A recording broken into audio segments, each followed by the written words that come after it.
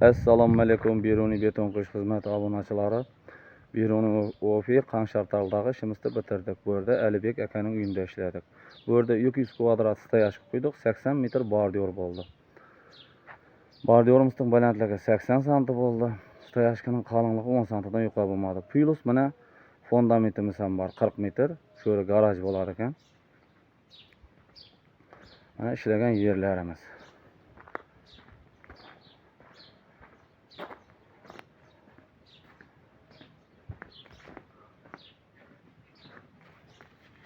Bu yerda hammasini hisobladik.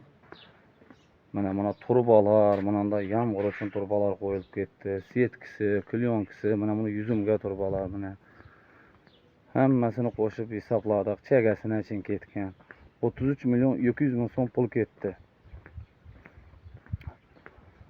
Shu mana hamma narsa ichida qo'loq qisi, mana turbalar ichida shu 200 kvadrat stoyashka, 80 metr bordyur, 40 metr fundament.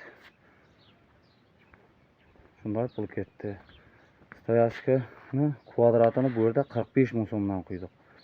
Aslında standart baha biz yerda 40 ming so'm kvadratini quyamiz.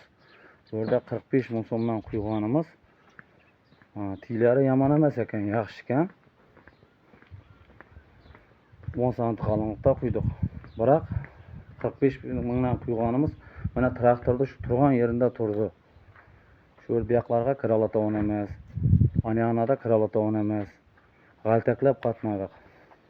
Shuning uchun 45 ming so'mdan bo'ldi kvadrati. Hammasi shu ichida shu 33 milyon 200 ming so'm pul ketdi.